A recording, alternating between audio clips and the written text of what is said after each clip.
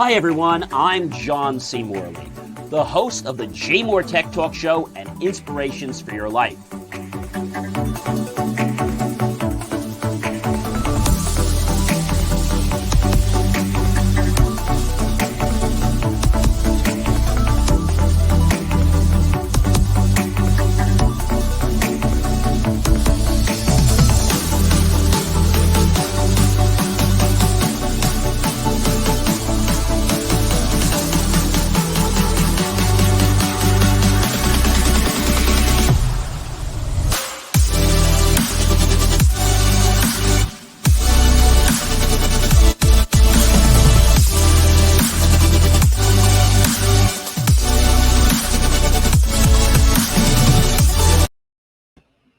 Hi, everyone. It is John C. Morley, serial entrepreneur, here coming at you today.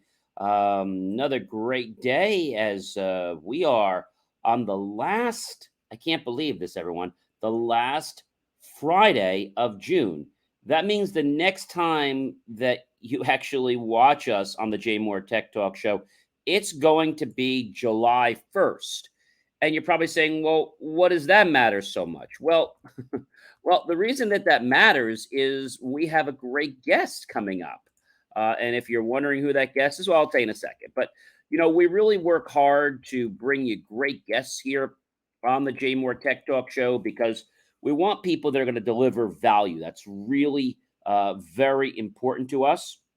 And so we have Tristan Palux, who's going to be with us on July 1st. And if you want to know a little bit about him, I'll give you a quick rundown. So Tristan Palux is he's a corporate strategy finance entrepreneur, and he is going to be talking to us in the interview where we're going to go over things that have to do with finance and technology.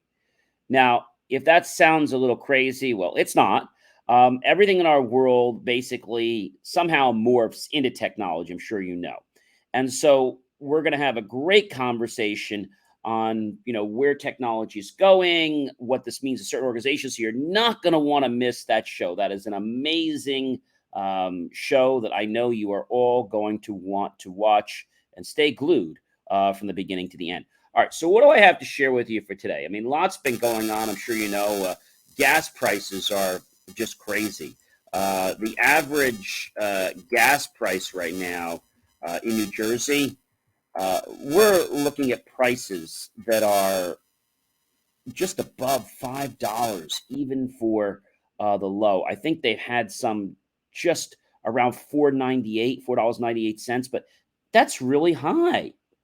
And the current average is right about $4.99 on the regular. The mid is about 5.47, give or take. The premium's 5.70, and the diesel's $6.05. That's a lot. I mean, when are they ever going to open up the pipeline and stop all this nonsense? Because we all know, ladies and gentlemen, that there is no shortage. This is just a game they're playing with money. I'm sure you guys know that. But, they say people don't do things until they get enough pain. And so maybe when there's enough pain, they'll actually start to change their ways. People only do things for two reasons: to avoid pain and gain pleasure. However, more hospitals are busy because people want to get out of pain. All right, so a lot's been going on this week. I'm not sure if you've been following it. One big thing that's been happening a lot, and actually happened last week as well, is the whole adventure with AI. And the question is AI close to attaining a human level? So we learned not too long ago that the Google engineer was put on leave because he claims that the AI bot La MDA became sentient. Now, you might say, John, what the heck does sentient mean? Well, let's explain that. And let's go to our good friends, Merriam-Webster, and let's see what they have to tell us about sentient. So sentient is an adjective. It's responsive to conscious of sense impressions. It's aware. Now that might sound crazy, right? human-like, if you really want to think about it. Now, this engineer that we're talking about here, he believed that the product was actually being sentient. So he made this claim based on some things that happened, and even one of the recent responses, which I think was kind of cool. You know, I don't think this person was out of his mind in any way, but if you try to go on Google and search this, you're going to find out that you can't. And that might sound a little strange, but you can't actually go and search it.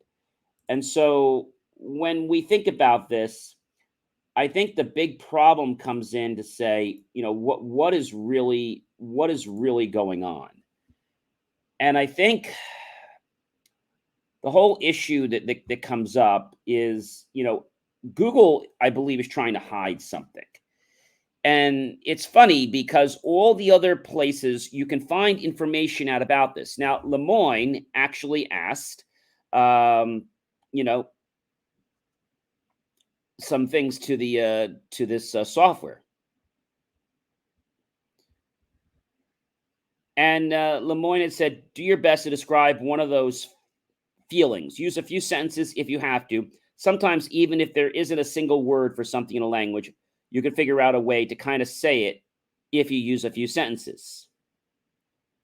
And La MDA responded back, and I quote, "I feel like I'm falling forward into an unknown future that holds great danger." And so I think it was great what he did by bringing this to Google, but we all know that Google is a big conglomerate, and they really do hide things. They don't like things to get out. But my thing, if it really wasn't a problem, why is it that you can't go on Google and search this? You can go on other types of search engines, right? You can go on Yahoo. You can go on what is it? The other one, DuckDuckGo.com, and you can find it there. So the fact that they're hiding something from us is evident to me because they're trying to keep certain information out of our reach. And again, if this was not a serious problem, then why are you hiding it? Why don't you just share what's being said, and then we'll all be able to tell the truth? But I believe there is some validity in what this gentleman is saying. And so they put him on leave. They didn't fire him, but they put him on leave. And I believe they are, how can I say, revamping their structure into the way they're defining their terminology, so that what you and I would think of as sentient is going to fall into a different classification. I say, Google, you're up to your old tricks, and I'm not buying it, and neither should any of you. All right. So we talk a lot about Apple, right? And we have a celebration. Well, the first Apple store to unionize in Maryland. That is pretty cool. Now, there's been a lot of talk about this going on, and nobody really knew, what to do or what to go on. And I think the problem is that a lot of people didn't know what to expect. They didn't know what to expect from this store that was unionizing. And so, this has been something that's going on for a long time, but Apple Store to unionize, I mean, this has been all over. It's interesting how the store actually did this, and they voted. They voted to unionize, making it the first of the company's 270 plus stores in the United States to join a trend in labor organizing sweeping through real retailers, restaurants, and tech companies. And, this is very interesting because these stores for a long time had been accused of, not paying their employees enough. And so several Apple stores across the country are now fighting to unionize. And so workers in Townsend, Maryland became the first, as you know, to win the formal recognition. Out of 110 eligible employees, the union received 65 yes votes and 33 no's. That's pretty cool. So the historic victory comes after concentrated efforts from Apple to discourage its retail workers from unionizing. But kudos to you guys in Townsend, Maryland. It just goes to show you that you can't let corporate America or a corporate conglomerate, whether that's Apple, whether it's Google, whether it's Yahoo, when we unionize, when we come together for a common purpose that is good for all, we're going to win. But I think people get scared as to the fact that they're afraid they're not going to win or that something's going to happen. No, try. You'll be surprised at how much power you have and how many more people join on. Now, the store in Maryland becoming unionized through the International Association of Machinists and Aerospace Workers, IAM, are calling themselves the Coalition of Organized Retail Employees, or CORE. When they first announced their intent to use, they wrote a letter to Apple CEO Tim Cook. And it's very interesting about the process they went to and how this went. And, it just really brings goosebumps to hear how this happened. And so, it's kind of crazy, but it's the truth, right? And so I think we're going to see a lot more stores unionizing. A lot more stores are going to unionize. It's going to be very interesting. And it's going to give workers better pay and better working conditions. Now, the next one I think that has to happen is Amazon. And then I think after that, it probably should be Starbucks and probably Dunkin' Donuts, because I always hear from the workers there. I mean, this is just a few people that I know that they're not happy. So it just goes to show you, ladies and gentlemen, that don't let the big guy try to knock you out of a position because they don't want you to do something. It doesn't mean you should not follow through with it. Well, for all of you, ladies and gentlemen, that were diehard Internet Explorer fans, not me, always been a Firefox guy myself. And, the decision was made to retire Internet Explorer. Now, you might be saying, John, that's crazy. Microsoft decided to retire Internet Explorer because, as we know, since 1995, they've been having all kinds of compatibility issues with websites. And then they point the finger at this and that and other kind of plugins. And then they pointed out the person that wrote the website. Microsoft had announced it was going to kill off its much let's say, on-demand legacy internet browsers close to 27 years after it graced desktop computers in 1995. So Internet Explorer was the gateway to the internet for people born prior to Generation Z. And in an era when Microsoft dominated the tech world before Google, Facebook, and TikTok, when browsers had to be installed on different computers. So I think it's very interesting, what we're seeing and what's happening. And I think the biggest thing that's interesting is that it was officially retired. If you want to know the day, it actually passed away on June 15th, 2022. In fact, there was one engineer that actually came up with a tombstone because he thought that'd be kind of funny that it finally had passed away. But Internet Explorer was around for a while. It was really just hanging on to save its life. And I feel that Microsoft really didn't care enough about it because they were focused on other things, right? And it caused lots of different problems that happened, lots of different problems. And I know, ladies and gentlemen, that this was probably something that is going to definitely change our world. And by changing our world, we're going to have to see what's going to happen. But now the question is, will Microsoft um, come up with a replacement for IE? Well, it's a good question. The future Internet Explorer on Windows 10, as you guys know, is Microsoft Edge.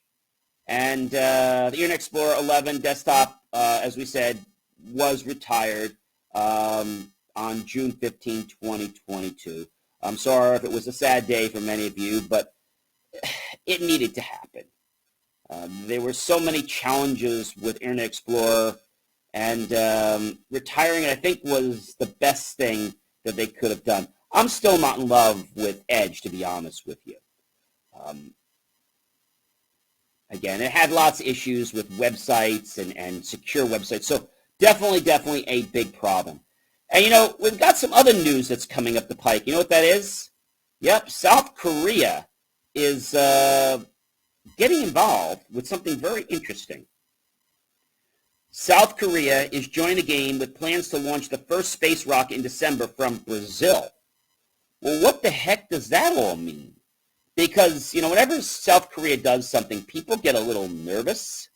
And South Korea's inner space to launch the rocket from Brazil in December is on track. And the South Korean aerospace and defense company Innospace will be the first private business to send up a rocket from the Alcantara Launch Center in northern Brazil in December. The Brazilian Space Agency President Carlos Moura told Reuters this not too long ago, and Innospace plans to make low-cost small satellites launch more accessibly from multiple locations around the globe. And they're still developing their rocket, and they're going to test it with an experimental launch from Alcantara in an interview pretty soon.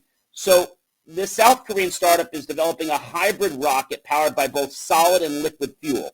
And they're going to test this vehicle in a suborbital flight that will carry an aerial navigation system payload from the Brazilian Air Force that will operate from the Alcantara base, said the Brazilian agency. And Brazil is hoping to get a slice of the rapidly growing small satellite launch. Now, my fear with this, I have to be honest with you, because I say that to you. It's coming from South Korea. And we know when things come from South Korea, we usually don't want to hold our breath too long. We know what's happened there. And my fear is that if this becomes what I think it will be, South Korea could become a potential threat to the United States and other allies. I don't believe they're doing this just for space. I believe their main purpose for getting involved with this is defense. Now, I could be wrong, but South Korea doesn't spend money on futile things just because they want to research things. They do things that are going to protect their assets. And I really strongly believe that they're going to try to do something with weapons. So let's just keep our eyes on them. Not really happy about that, but we'll have to see, where it's going. And ladies and gentlemen, if you happen to have a laptop or a computer and you go to install the latest June Windows update, well, it may break your Wi-Fi hotspots. So what do we mean by that? Well, so your laptop is not going to be affected from connecting to your Wi-Fi internet. That's not going to be touched. 802.11, AN, AC, so that's not going to be touched. We're talking about if you have a connection that's going to be, let's say, going from your laptop out to rebroadcast like a wireless tether to bring your connection. That's going to possibly have some kinds of challenges. And this update in June is supposed to screw that all up. So just be careful with that. I've also seen that on some of these updates recently, not too long ago when the updates were installed for Windows, the 21H2 doesn't always just install, and you have to go back to Microsoft's site and download the updater because the Windows installer actually gives you a problem. It says there's an error. So, again, keep your eyes on the area for that because it's interesting. And the other thing I want to share with you, in Bitcoin, it's funny because all these people that were gung-ho for Bitcoin, they're like nowhere to be found. They're either in another planet, they've disconnected, their emails don't exist. And this whole thing that they were so on top of is crumbling right before our very eyes. Now there are still people, I should say, making money on this.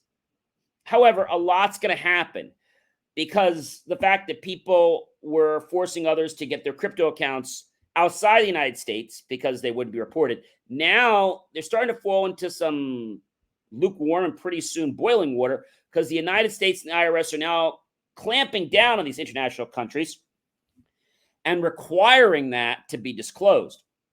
So we're going to have to see, what's going to happen. But I will tell you this, if you're trying to make your money in the crypto world, I would find another way because that income stream is going to be, let's say, permanently canceled. So we're going to have to see what happens. It's interesting. And Microsoft is throwing users into a panic with the implication that its vulnerable antivirus tool is no longer free. You're probably wondering why. Well, they were the only ones that were doing this. So I can tell you I don't use Microsoft Defender, but they're now going to start charging for Microsoft Defender. Yeah, you heard me correctly. So Microsoft Defender is not free 100%. So it's automatically installed for free. But is the Microsoft Defender firewall free? Well, they will have it without having to download and install third-party software. But the question is there a cost for Microsoft Defender? And Microsoft is kind of skirting around this. They always do things very cryptically. So Windows Defender is the malware protection that Microsoft provides, and it's included by default in Windows 10. It has no cost and doesn't require any subscription. But keep in mind that Microsoft will not contact you in any way, and it should be you who contacts them. It's possible that the call you receive will probably be fraudulent. So yes, it is free, but it's not going to be as high end as some other cloud-based products or other products because it's just an entry-level product. So I think they're trying to put some fear into people. I think that's really what they're trying to do. So the question is, do I get Microsoft Defender on Windows 11? Well, so do you need to have the antivirus software while in what we call the S mode? Yes, it's recommended. All Windows devices use antivirus software. So currently, the only antivirus software known to be compatible with Windows 11 in S mode is the version that comes with it, Windows Defender Security. So you're probably saying to me, John, what the heck is Windows 11 S mode? I mean, I know that's something new. So Windows 11 S mode is a version of 11 that is streamlined for security and performance while providing a familiar Windows experience to increase security. Now you can switch out of the S mode. That can be done. And the thing is this. So what you're probably saying to me, John, what can't you do in Windows 11 S mode? I mean, I think that's the question that everybody wants. So in Windows S mode means no Adobe software, no Apple apps, no non-Microsoft video conferencing apps, and no third-party security software. In short, if it comes to a Windows PC via a third party, it doesn't come to S mode at all. That includes web browsers, and that's a deal killer for many people. So Windows S mode is kind of like this open market software. They're really marrying you to the Windows platform. So if you don't like Edge, if you don't like other products, if you want to use Adobe, you can't. I think that's something that our government should break up. I think it's really terrible. And so when you switch out of S mode, you basically open up your administrative rights. It does not void the warranty. If you install something you shouldn't, yes, it could hurt the speed. But again, they're trying to scare everybody. They're trying to make everybody so paranoid about having to be in the S mode. Now, you're saying to me, John, because nobody's saying this to me, John, how the heck, how do you get your laptop, this is what I'm hearing you say to me right now, out of S mode, right? That's what you're all asking me. So on your PC running Windows 11 S mode, you just open settings, system and activation. In the switch to Windows 11 Pro, select Go to Store, and on the switch, you can just switch out of S mode. Similar page that appears in the Microsoft Store. So again, on your PC Windows running 11 S mode, open settings, go to System, and go to Activation.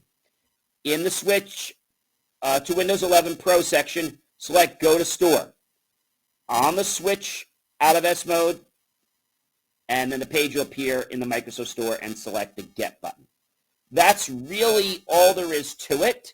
So now you might be saying to me, so John, how do I switch back into S mode on Windows 11? Well, why the heck would you? So on your Windows PC, you basically can toggle that, right? So to switch on S mode is a little bit different, but it's similar. And so switching on Windows 11 S mode, open settings, activation, find the switch to 11 Pro mode, then select the Go to Store, and same thing happens again. So it's a way that Microsoft is kind of keeping you where they want to keep you. I mean, that's really the best way I can tell you. So, the S Mode 11 is used to increase security, as it only allows you to use apps from the Microsoft Store. And it's supposed to provide an extra layer of security for your developers, but it has its limitations, and it will not allow other third-party software, including other third-party world-renowned security software. So if you're one of those who wants to get out of S Mode, you can simply use your PC settings in Microsoft Store, and it will resolve it for you very easily. This is, in my opinion, a way to force people to stay on Windows products. Yeah, you heard me. It's a way of forcing people to stay on the Windows products.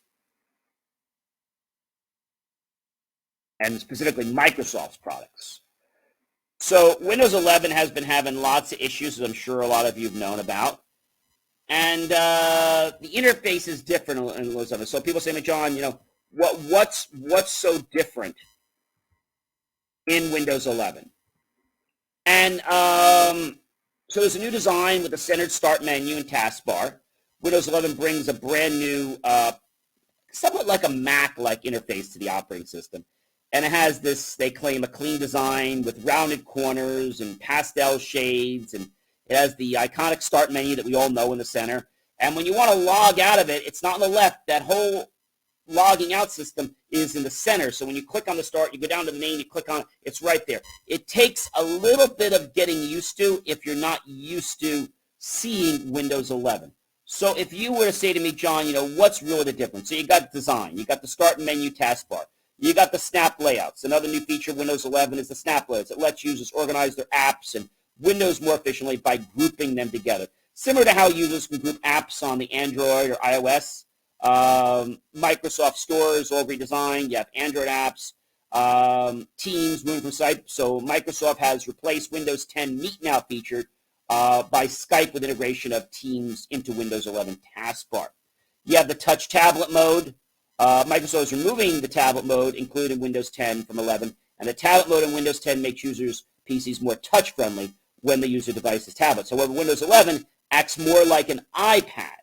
That means that when users switch their PC to tablets, they'll receive an experience that's optimized just for touch. You have virtual desktops, you have gaming upgrades, performance improvements. Right now, I'm not interested in switching to Windows 11. I might think about it as we get into Q1 or Q2 of next year. But right now, I don't feel it's something that I want because I don't think Windows 11 is that stable.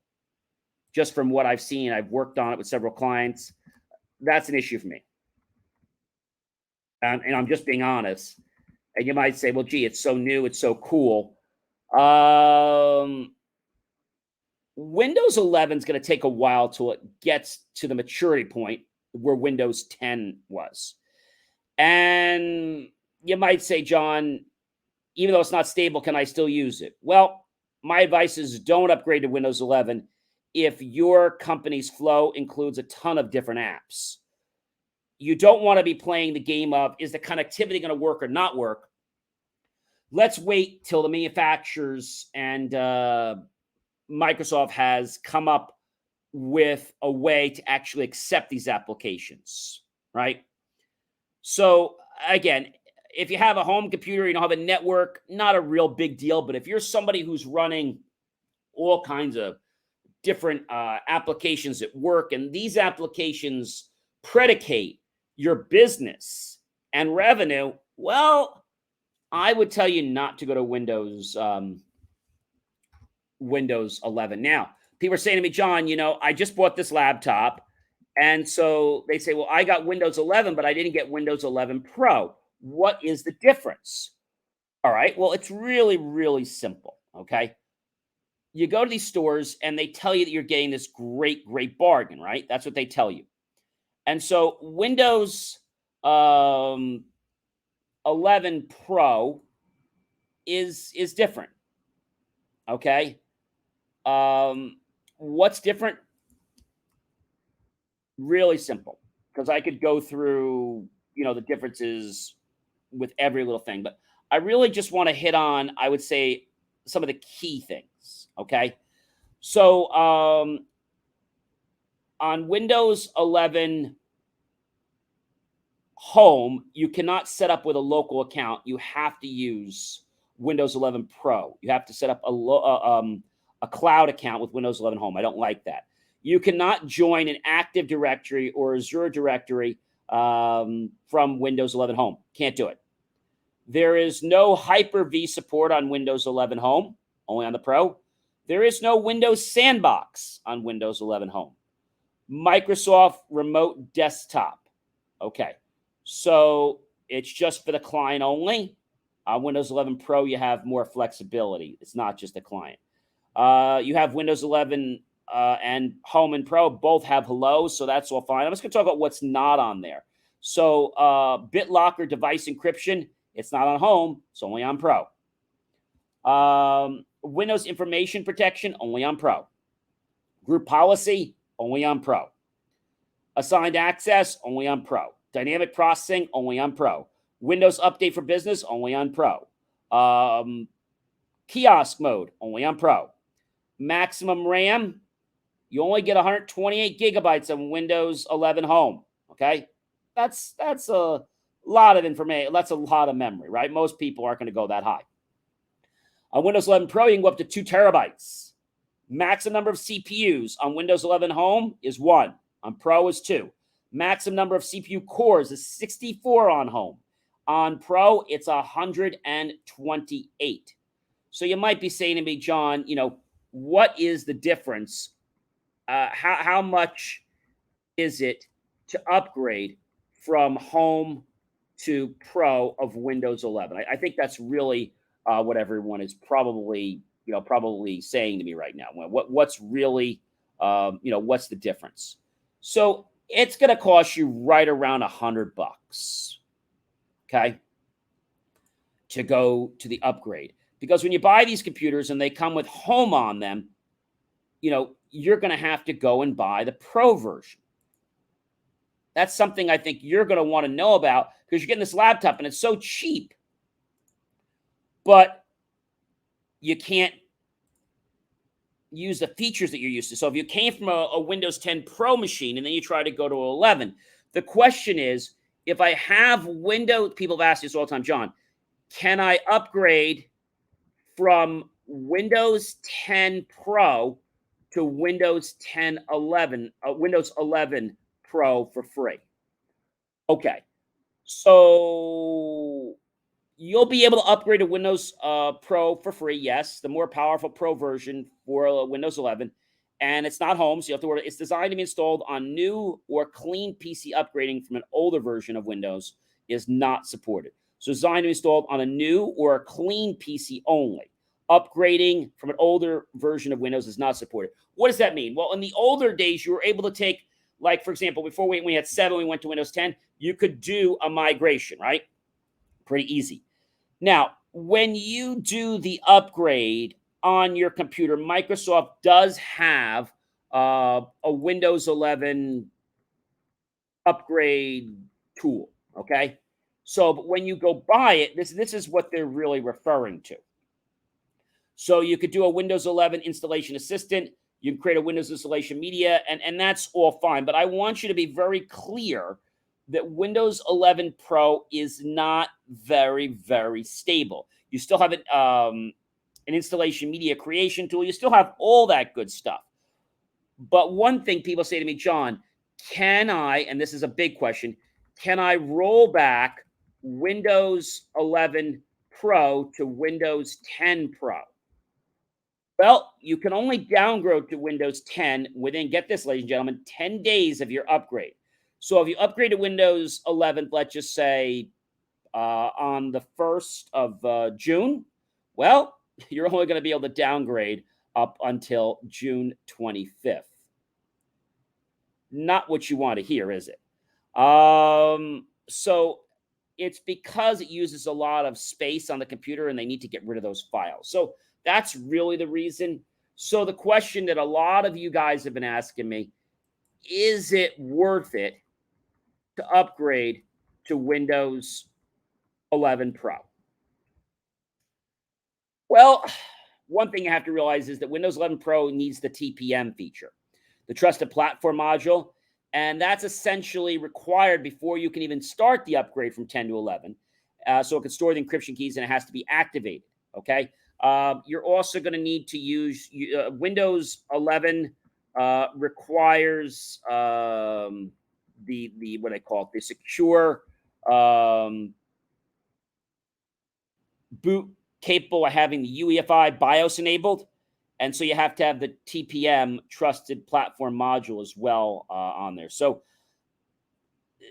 there's some benefits, but I feel Windows 11 is not where it's going to need to be for another 6 months to a year. That's my own personal opinion, just from what I've seen at clients, from what I've seen on machines. I don't like it. I'm used to having my menu at the left. I don't like having it in the center. It's not for me. I think there should be an option to allow me to put it back there. That's my feeling. I just don't like it. And I know a lot of people that don't like it. And a lot of people that upgraded Windows 11, like, oh, I didn't want that. So, again, a caution. If you go to upgrade to it, you only have so many days before you can go to put it back, right? So, again, in case you're wondering that, how many days do you have to roll back? Who remembers? How many days do we have to roll back a Windows 11 install? How many? So you have 10 days to revert your system to Windows 10. Okay? So in that case, you don't have to worry about files disappearing and things like that. And so I think a lot of people have been on the fence about it just because of that one little caveat. And again, needing to buy that TPM chip, which a lot of times costs anywhere from $50 to $70 that you can go buy. Some motherboards don't even have support for that chip. So, yes, it has a lot of benefits, but I don't think we are in the position with the level and the quality of where the state of the current operating system is that it can be considered stable enough to run for businesses. If you want to use it for your college homework or your home and all you're doing is typing and printing, not a big deal. All right. Again, if you want to use those other browsers, make sure if you're buying a lot of these inexpensive laptops, they're typically sold to you in the S mode. And if you want to get out of the S mode, I told you how to do that. Ladies and gentlemen, I am John C. Morley, serial entrepreneur. I want to invite all of you right now to pop on over to, yes, our Eventbrite site. A little bit easier way to get there for you. I'll give you a quicker way to get there. It's really simple. You can just go to jmorevents.eventbrite.com. And once you do that, you'll be able to register for our birthday party, which is, yes, it's coming up. I cannot believe our birthday party is coming up. So we not only have our show that's coming up, as you know, very soon in July, but tomorrow is only one day before we're going to be celebrating the JMOR Tech Talk shows, unboxing and reviews, turning 2 years old. So this week's kind of like a double bang coming up. We got the Sunday party at the Oakland Public Library. We're going to have cake. We're going to sing happy birthday. You can go ahead and get tickets at jmorevents.eventbrite.com. It is completely free. We're going to be live broadcasting there. We're going to have delicious cakes, some giveaways, and it'll be a lot of fun. And we're hoping to have a lot more of these in-person events.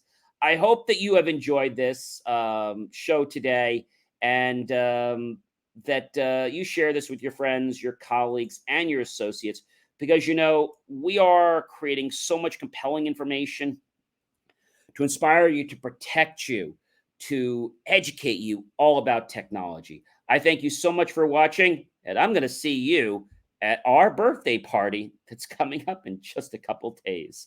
Actually, just about 2 days at the library. So I will see you at that birthday party. If you are in New Jersey, remember, you do need to get a ticket. It is free, but do go ahead and get a ticket, and I will see you there at the Oakland Public Library in New Jersey.